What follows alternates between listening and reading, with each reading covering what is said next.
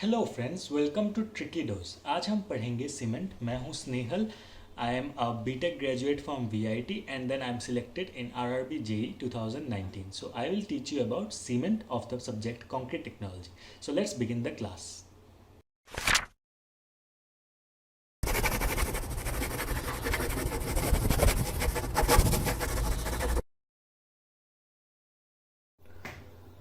तो आज हम पढ़ेंगे बोग्स कंपाउंड्स। जैसे कि आपको पता है, पिछले क्लास में हमने पढ़ा था सीमेंट एंड इट्स इंग्रेडिएंट्स के बारे में कि सीमेंट क्या होती है और उसके क्या क्या इंग्रेडिएंट्स होती है। आज की क्लास में हम पढ़ेंगे बोग्स कंपाउंड्स।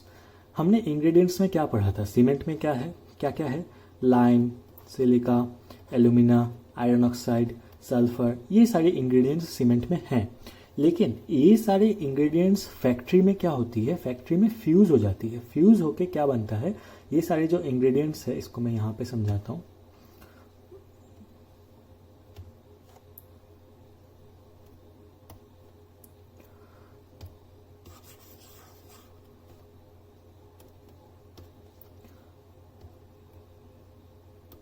सीमेंट के जो भी इंग्रेडिएंट्स है, जैसे lime, silica, alumina, iron oxide, sulphur, alumina, फिर एल्यूमिना हो गया, फिर और क्या है था, जिप्सम। ये सारे जो इंग्रेडिएंट्स है ये सीमेंट के रॉ मटेरियल्स में है। लेकिन इनको हम क्या करते हैं, फैक्ट्री में क्या करते हैं, फ्यूज कर देते हैं, इंटरग्राइंडिंग करते हैं, फ्यूज करते हैं। उसके बाद हमें मिलता है क्या, सीमेंट। अब हमें जो सीमेंट मिलता है इसमें सिर्फ 4 ही कंपाउंड्स होते हैं। 4 कंपाउंड्स, फोर कंपाउंड्स। उन कंपाउंड्स को हम क्या बोलते हैं, उन कंपाउंड्स को हम बोलते हैं बोग्स कंपाउंड्स। ये रहे वो compounds, Bogue's compounds. Ingredients of cement fuse together to form complex compounds called Bogus compounds due to intergrinding and burning in the cement factory. ये पूरा प्रोसेस हम मैन्युफैक्चरिंग ऑफ सीमेंट में देखने वाले हैं। तो ये चारों बोग्स कंपाउंड्स क्या क्या है, बोग्स कंपाउंड्स है एलाइट, बेलाइट, सेलाइट, फेलाइट। इसको याद रखने का सिंपल तरीका, ABCF। बोग्स कंपाउंड्स को कैसे याद रखेंगे, ABCF मतलब एलाइट, बेलाइट, सेलाइट, फेलाइट। ये एलाइट क्या है, try calcium silicate. Try calcium silicate मतलब C3S, इसके नाम में ही छुपा है, try calcium silicate, C3S, 3 calcium 1 silicon. और ये ओपीसी में कितना होता है, 45 to 65% होता है। सबसे ज्यादा C3S ही मिलता है ओपीसी में। ओपीसी मतलब ऑर्डिनरी पोर्टलैंड सीमेंट, जो मैंने पहले बताया था कि पोर्टलैंड बोल के एक जगह थी यूरोप में, वहां पे सबसे पहले सीमेंट इन्वेंट हुआ था, इसलिए इसका नाम क्या पड़ गया, ऑर्डिनरी पोर्टलैंड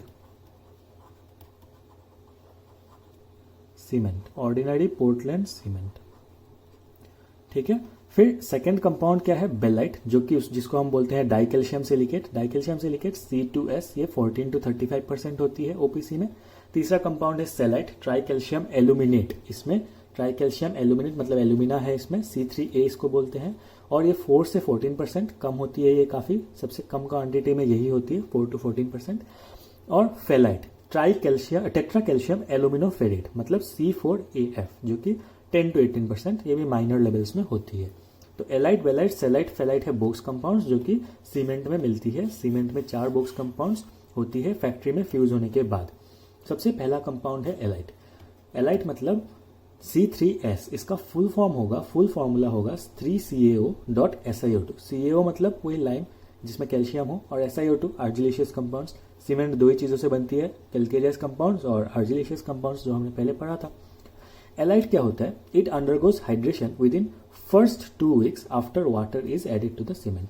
जब हम सीमेंट में पानी मिलाएंगे, उसके विद इन 1 week और विद इन 10 days और विद इन 2 weeks क्या होगा, एलाइट हाइड्रेशन हो जाएगा। सीमेंट प्लस वाटर, क्या प्रोसेस होगा, हाइड्रेशन। हाइड्रेशन प्रोसेस होने के बाद सीमेंट क्या बन जाएगा, फर्म। सीमेंट बिकम्स फर्म मतलब वो स्ट्रेंथ गेन करेगा। तो जो सबसे पहले विद इन 1 to 2 weeks जो हाइड्रेशन होता है, वो कौन से कंपाउंड का होता है, एलाइट का होता है। और इसीलिए ये सीमेंट को अर्ली स्ट्रेंथ देता है। ये बहुत इंपॉर्टेंट है, क्योंकि सबसे पहले हाइड्रेशन होता है with in 1 to 2 weeks, 10 days के अंदर हो जाता है हाइड्रेशन। तो सबसे पहले अर्ली स्ट्रेंथ कौन देगा, एलाइट देगा। एलाइट का और एक नाम क्या है, C3S और tricalcium silicate. Also alite has highest cementitious properties.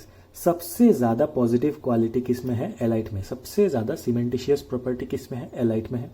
Also it resist Frost action, Frost action को भी ये रेजिस्ट करता है। जहाँ पे कोल्ड एरियाज होती है, कोल्ड एरियाज में क्या होता है कि फ्रॉस्ट एक्शन होता है, जो वाटर होता है वो आइस बन जाती है, फिर वो आइस फिर से पिघल जाती है, तो इससे क्या होता है, वॉल्यूम चेंज हो जाता है। वॉल्यूम चेंजेस क्या करती है, अनसाउंडनेस देती है सीमेंट में। तो उस चीज को, वो बुरे चीज को कौन रेजिस्ट करता है, एलाइट रेजिस्ट करता है। अगर एलाइट थोड़ी सी ज्यादा क्वांटिटी में होगी सीमेंट में तो ये फ्रॉस्ट एक्शन को रेजिस्ट करेगी। नेक्स्ट कौन सा है, नेक्स्ट है बेलाइट। बेलाइट मतलब 2CaO.SiO2, इसका फुल फॉर्म है, फुल फॉर्मूला है 2CaO.SiO2, और ये 1 ईयर लग जाता है इसको हाइड्रेशन होने में, मतलब slow hydration. Belite is slow hydration. अगर हाइड्रेशन स्लो होगा तो rate of gain of strength भी स्लो होगा। जो स्ट्रेंथ होगी सीमेंट को, जो फॉर्म होने में जो टाइम लगेगा वो भी 1 ईयर लग जाएगा। तो बेलाइट क्या करता है, 1 ईयर लेता है हाइड्रेशन होने में, तो स्लो हाइड्रेशन होगा, और after addition of water to the cement and slow rate of gain of strength, rate भी कम होगा, और it is responsible for ultimate strength of cement. मतलब 28 डेज के बाद का जो स्ट्रेंथ है, 56 डेज का जो स्ट्रेंथ है, 90 डेज का जो स्ट्रेंथ है, फिर 1 ईयर बाद का 365 डेज का बाद का जो स्ट्रेंथ है, वो कौन देता है, सीमेंट को बेलाइट देता है। It is responsible for strength of the cement from 7th day to 28th day. So design strength भी यही देता है, क्योंकि हमें पता है कि फर्स्ट 1 वीक में कौन स्ट्रेंथ देता है, एलाइट देता है, क्योंकि वो अर्ली स्ट्रेंथ देता है। तो उसके बाद कौन स्ट्रेंथ देगा, बेलाइट देगा, क्योंकि ये स्लो हाइड्रेशन होता है। ये 7th डे के बाद पूरे 1 ईयर तक ये स्ट्रेंथ गेन करता रहता है, धीरे धीरे ये इसका स्ट्रेंथ गेन का प्रोसेस चलता रहता है। फिर हम पढ़ेंगे Celite. Celite third element, Celite जो है, सेलाइट क्या करता है, hydration within first 24 hours. ये एलाइट से भी पहले हाइड्रेशन होता है, 24 आवर्स में ही हाइड्रेशन हो जाता है। तो इतना जल्दी हाइड्रेशन होना मतलब क्या, मतलब flash setting, early setting, quick setting, कुछ भी बोलो। तो it evolves most heat of hydration, सबसे ज्यादा हीट ऑफ हाइड्रेशन कौन देता है, सेलाइट देता है। सेलाइट जो हाइड्रेशन रिएक्शन है उसमें हीट निकलती है,